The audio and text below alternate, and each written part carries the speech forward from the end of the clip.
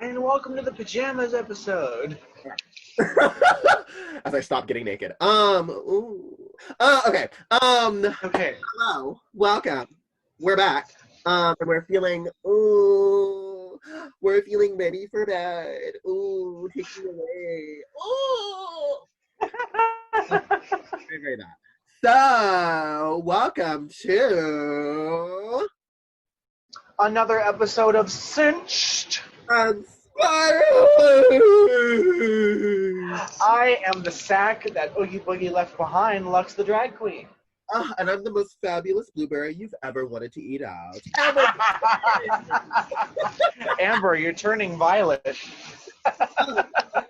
Oh, I wish. And we stand. So let's go ahead and let's jump into this week's episode. Well, to start, we always have our RuPaul's Drag Race review. Gotta throw Ru in there just to make sure it's branded and, you know, Ru. Okay, in the off chance that Ru is scrolling through her social media and somehow has gotten lost and found her way onto our Drag Extravaganza Instagram. Hi! I just want to say hi! Please cast us. I'm joking. I mean, I'm not. But, moving on.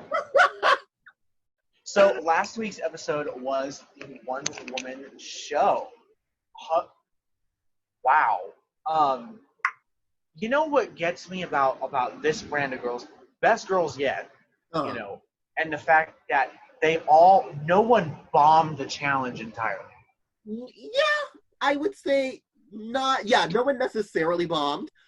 In comparison to some other people, yes, maybe. Like, let's go on ahead and let's talk about it. Miss Jada Essence Hall.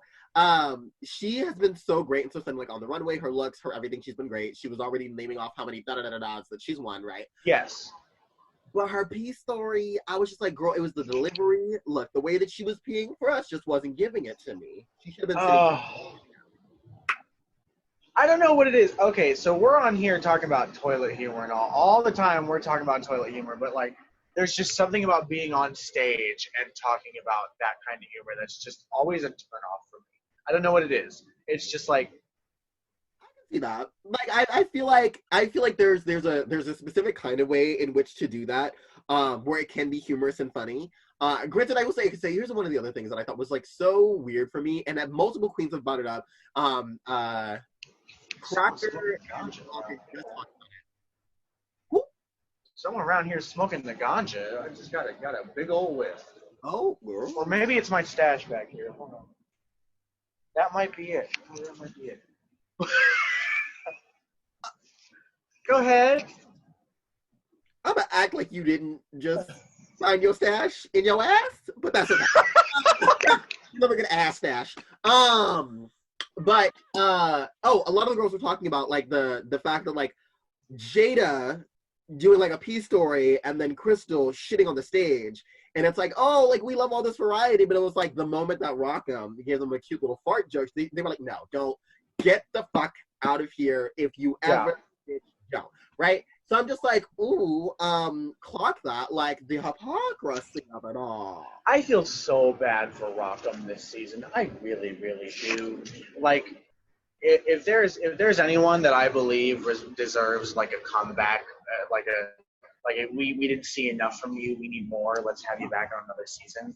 It's definitely her for me this season because I feel so bad. I mean, Dahlia has even made more appearances in this season than she has. I'm like, if not that she's not a good choice, or like of all the choices of queens for y'all to do this with, and y'all chose Dahlia. Like, this is probably great for Dahlia because I was like, sis, you went home, but you never really went home. Like, this is really getting into fucking Where's Waldo? Like, just trying to stop the fucking broccoli in every scene because girl, where's Dahlia? My goodness. But yeah, when she put up that post that is like, I low-key was dying, but I felt so bad. She put up a post like, I am officially in the least amount of Drag Race episodes this season. Dead inside. I was like, oh! I was laughing, but I also felt so bad. Yeah. I can feel that, you know, be like, oh, did all this work, all this everything, and then piece of motherfucking broccoli's been on Drag Race more than me. Cool. Thank you, RuPaul, for telling me how you really feel. Obviously, you love the leafy greens, but you don't love me. But that's okay. We move it. But a spoiler warning is effect that Heidi and Jada did land in the bottom for this challenge. And what a lip sync. Oh my god. It really... It was so good. It was so good. I will say, I feel like Heidi's Heidi's downfall was because of her garment. Like, she couldn't do a lot of the movements that she probably would have done in her dress. Granted, you know, she gave it her all, but like, girl, Miss Jada Essence motherfucking Hall did that, girl. She really did. She really did. And the wig reveal, like, I love that she had a wig reveal. The execution was definitely fucking messy because I was like, girl, it wasn't a smooth bloop and it's here. It was like, it was there, but like, you know, you could see her trying to cater out the pins and shit. And I was just like, okay, girl, just like get to the lip sync, like just get the wig off and like, and she did. In them kicks and them everything, like, girl, it was so good. And her runway, it slayed, it destroyed. I think the only other person that I loved their runway was Jackie. I love the camp of it. It was so it was so everything. Even though the judges were like, "Oh, it's very craft store," I was like, "Okay, well, sis, she turned out a pretty damn good look for a craft store." Honey, I have a very interesting opinion about that comment. You know, about just like, oh, they're always, it looks so craft store. You can really turn a fucking look out of things that are done from a craft store. You know, I don't know. I just have a problem with that comment. I mean, you saw my bride dress for the pageant. You know, the best drag dress. That one was mostly craft store. Look, just saying, you can get pretty far with a cute little hot glue gun and some craft paper, sis. You can literally turn the party, okay? Oh my god. So, and then next week, yes, it'll be something because they getting down to the real end on this one. They have 2 episodes left. Well, they technically have 2 episodes, but we already know who the top 4 are because we know Sherry Pie's going to get disqualified. Now, I'm very interested to see how they handle that. I've been seeing some things on Twitter that were like joking around, like, oh, is RuPaul going to like do a voiceover that's like, oh, Sherry Pie, Shantae away, da da da da, get out of here, abuser. Very that, right? Which she should. Even though voiceover work from like AS4 was real interesting on that double win. I was like, do this in the back of your car on the way to Costco? Because sis, what's happening here? What are we doing? We know damn well you didn't say this right there on the main stage. No. But I'm very interested to see how they edit that down and figure that the fuck out. There's been a lot of rumors that like they're gonna do the reunion on like a Zoom call. That should be really funny and messy boots. Cannot wait if that's what's happening. If that's not what's happening, oh girl, it's gonna be a minute. It's gonna be a minute. Yeah, it's gonna be a fat fucking minute. Oh my god. Girl, they just need to do a special where they just rent out that same auditorium that they do the finale and whatever, you know, and then just have everyone stand 6 feet apart, do the reunion, and then, okay, we're going to throw on some music, and then you're going to lip sync for your life, okay? Then we're going to crown a winner. Everyone can wear masks. It's fine. And then read my lips and you'll know who won. And she'll have a mask on, and it'll be like, RuPaul, what do you not understand about make a fucking decision? It's my show. Oh my God. And next week they have the Rumix performance challenge, which we've already kind of seen this season, but haven't, you know. It should be good. It should be something, you know, like a good standby that, you know, is going to work. I'm hoping that they're going to do something different with this finale, or that them, you know, doing getting into the final 4, because they always do the music video and all this kind of stuff. So I'm hoping they do something different, just because when they first started, they already threw the girls into a lot of shit doing the musical and the dancing, all the kind of shit. So I'm just like, it feels like they've already done what they would have done at the end, at the beginning. So I'm like, what are they going to do for the ending then? Very interested to see how that turns out. Exactly. And in our next topic, other drag news, All Stars 5. Holy shit. Did not expect that. Like, the queens, yes, but when that announcement was finally coming out, did not expect it. I had some confusion a couple weeks ago when I was planning out my quarantine life. That I was looking through, it was like this underground like scheduling of premieres and everything that like, of course, the TV stations have to share with the local what the fucks, Yeah. And it said RuPaul All Stars June 5th, and I was like, excuse me. What? I mean, I think I sent it to you. I was like, what? This has not been released anywhere. This can't be right. This can't be confirmed. Is this real?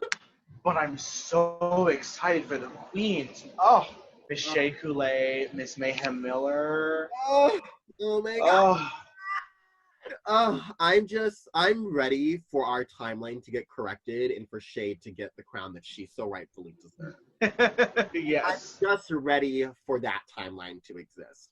I'm also really excited for all of the very dark, very funny humor that we know Miss Craft is going to give us. We love self-deprecation. Yes. But like for everybody else, I think it's going to be a really great, fun, interesting race to the bottom. No, I'm joking.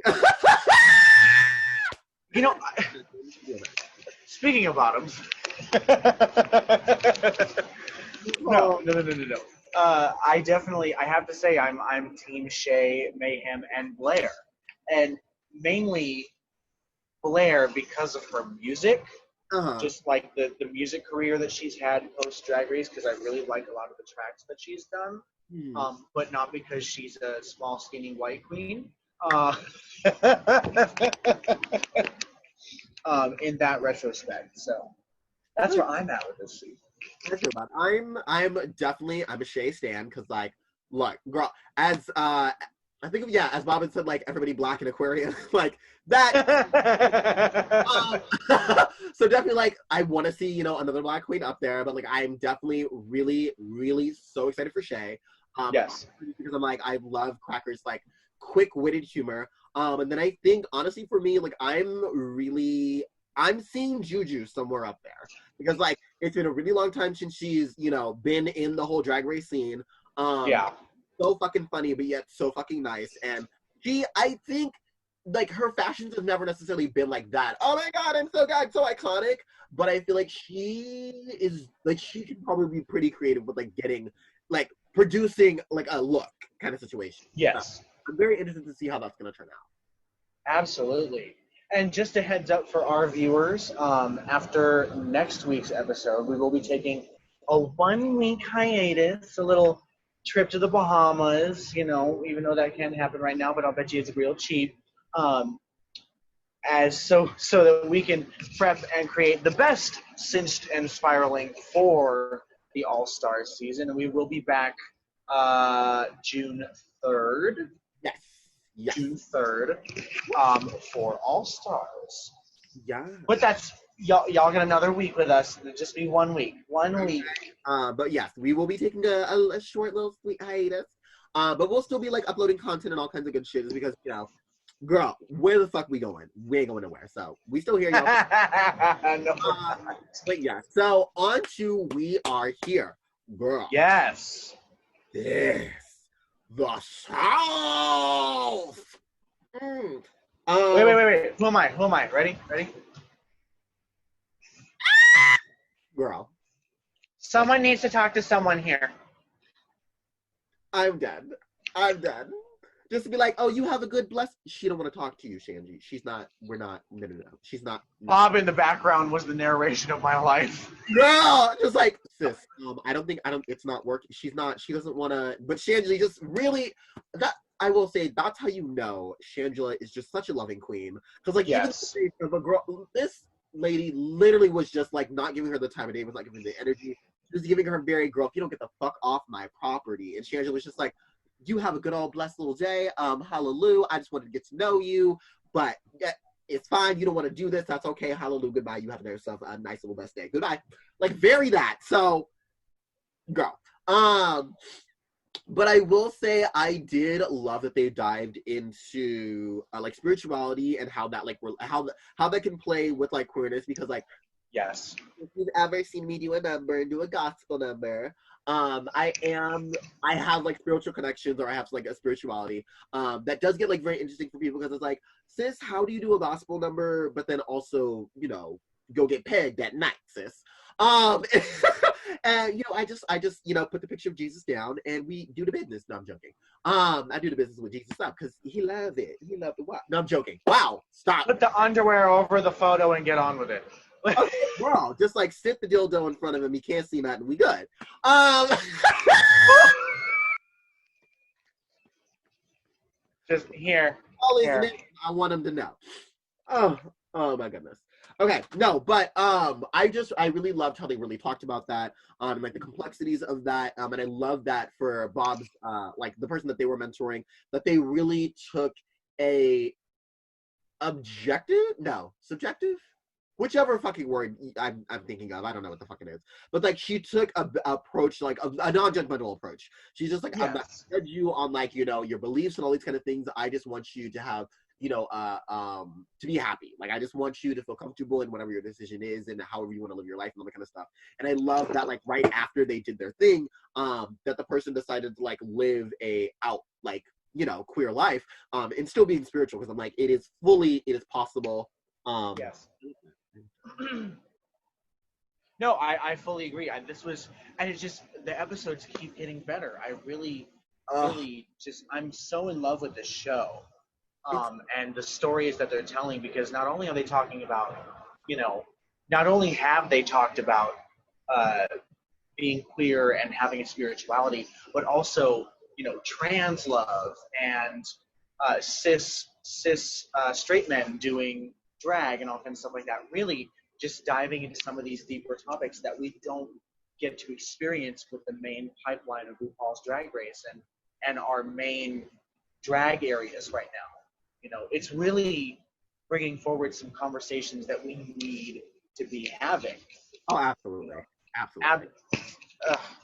And just like, I mean, even down to race and all kinds of stuff like that. I mean, I was listening to a video that Amber sent me last night of Bob and Peppermint talking about racism in the drag community while I was getting together. I was putting my face on. Woo, girl.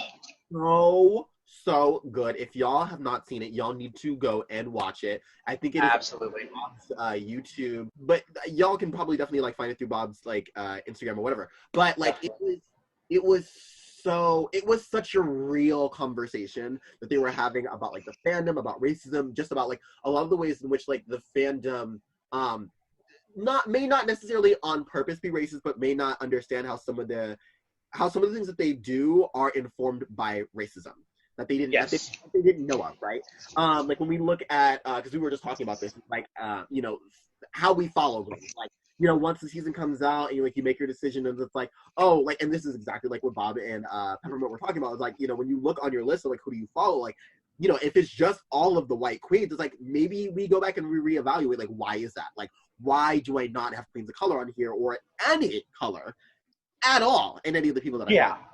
So it was so, I love that they had that conversation. And Pepper brought up something that is so real and apparent for me right now, is like this entire like national conversation that we're having about protesters and them protesting like the coronavirus and like stay at home, while simultaneously there were so many people of color that are being shot and killed in the streets by police brutality, through racism, discrimination, all these different kind of things. And it's like, to be able, like, just to know that dichotomy of like, there are all these people that get to do all these protests and be in like police enforcement's face and really being aggressive and whatnot, but yet people that are out here and may not necessarily have the money for like masks and different things and like keep themselves safe when they're outside, and it's like these people are like getting beaten down and like all these different kind of things. It's like, wow, like it really just puts privilege right there on Front Street of what privilege looks like. Like, absolutely, like some people can go out and protest for their rights, and other people it's like, girl, you don't get to have rights to begin. Yeah, no, I'm fully right there with you, and it's such a hypocrisy. It's such a hypocrisy. It's a double standard that's held not only in real life but back in the drag race community. Just like Peppermint and Bob are pointing out that what's the difference between Gigi and Jada? Nothing but color. Because they're both on the top right now. They both turn lunch. Honestly, like they're both like the pretty girl that has personality, right? Yes. But we spend so much time talking about Gigi, and it's that is a prime example, right? Is the difference between like how much people talk about Gigi, like, oh, she's so this, she's so stunning, she's so that, she's so funny, da da da da, and it's like Jada kind of has the same storyline. Like she's the pretty girl. Granted, like hers is like more pageant based, but it's really just like, oh, she's this pretty girl who has a personality. Gigi, Yeah. but yet we're always giving kudos to Gigi. And it's like, why is it that there's this like huge joke about like, oh, well, Jada is like the silent horse. It's like, no, like she's just as there as Gigi, but like because of like the color. Yeah. And this is not to say that we are saying that people are like making that judgment based on their color of her skin, but it's like subconsciously they are. Like they're not seeing her, they're not giving her kudos because already when we look at the fandom, when we look at the fan base, and we look at like it's predominantly white girls. You know, it's white queens. And one of the things that I thought about was like the fact that like because we keep seeing this inundation of like white queens that keep auditioning and keep getting on, that I'm like, wow, how drastic would it be if we had an entire cast that was like all black queens or all queens of color, or just like, you know, not just a bunch of white queens. Like what if the way that like every season there's like what, maybe 2 to 3 black queens, what if we flipped it and it was like all the queens were like black queens and there were like 3 white queens?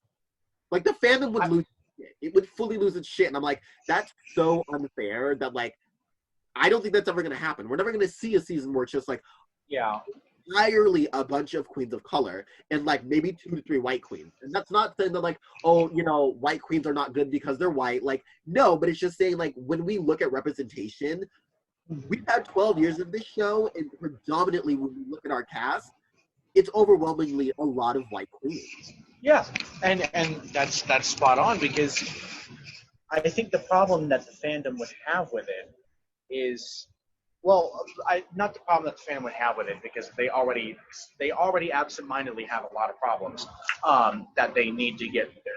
Look, if you have something hateful, keep it to yourself. Okay. Okay, an old church hum and sit there on whatever mean bullshit you got to say. Sit on it and spin, sis. Exactly. But I definitely think that is a step. That is a move that needs to be made, if that makes sense. You know, it's something that just, going back to our whole conversation about that, this is a conversation we've had multiple times over Cinched and Spiraling, over just like these big drag platform shows finding themselves falling into these patterns of things that we already see in the greater TV consumption community. You know, we need these shows to take such bigger steps. You know, and just really, what do you have to lose? Like, honestly, I mean, look, sis, she's got all that fracking fund money, so what does she have to lose? Nothing. She is nothing. Drag queens are still going to do drag. Also, Miss Amber, you said 9 o'clock? Oh, yes. I have a final in about 5 minutes. So we're going to go ahead and we're going to give you all the speed round for the rest of this episode. Saving Sanity, what has been yours? Saving Sanity, my saving sanity has been sleeping, getting my sleep in, you know, getting real baked and then falling asleep. And then Edie McClurg made a cameo in a recent episode of Family Guy. I watch Family Guy, even though it does encourage and harp on some stereotypes that are less than appropriate for today's generation. I still think it's hilarious. A very broy show, but I love it too. Like, sis, it's okay. Unashamed, we love a broy show. I love Edie McClurg, and if Amber wants to, she can put in a picture of Edie McClurg right next to me. This is the woman that you've seen in everything, but you don't know her name. She's amazing. She's stunning. Absolutely wonderful actress. What has been your saving sanity, Miss Amber? No, I'm joking. My saving sanity has honestly been words. My saving sanity has been watching like being a part my saving sanity, because I'm losing it now. My saving sanity has honestly been trying to promote and oh my god, words. Patreon. Jesus Christ. My saving sanity has been Patreon because I just watched Sibling Rivalry, Bob and Monet. Their Patreon is my saving sanity. Boom. There we go. Jesus Christ. Eating my words. So I have an important question for you.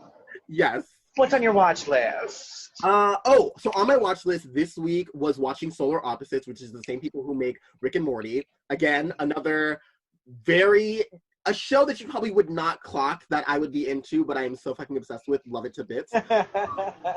Solar Opposites was so fucking funny. It was so fucking hilarious. I was like, I needed to season right the fuck now. How about you? What has been on your watch list?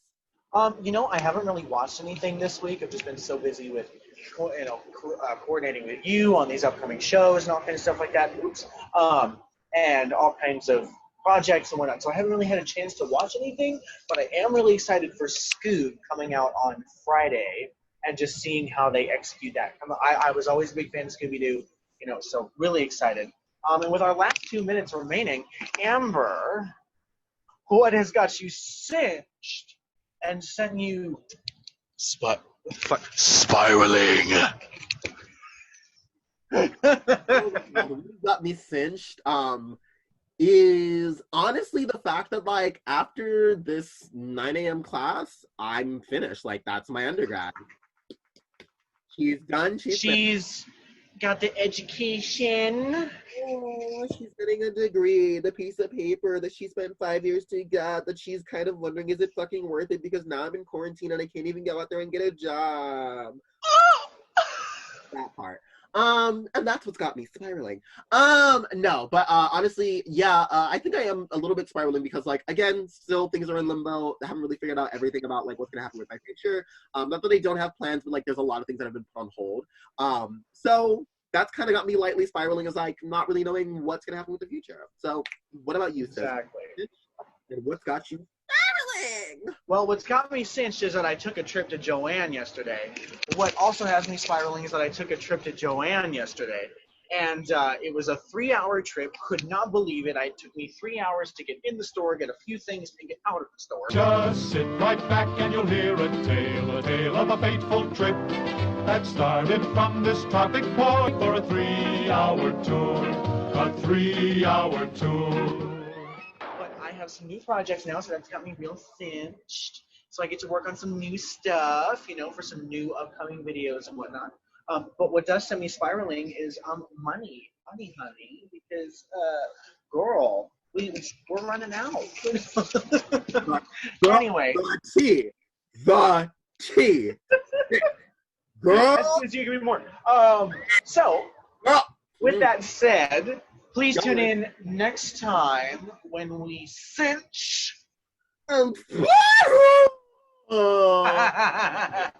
Now turning it over to Brenda's breakdown. Oh, we're giving you a good old breakdown. Bye.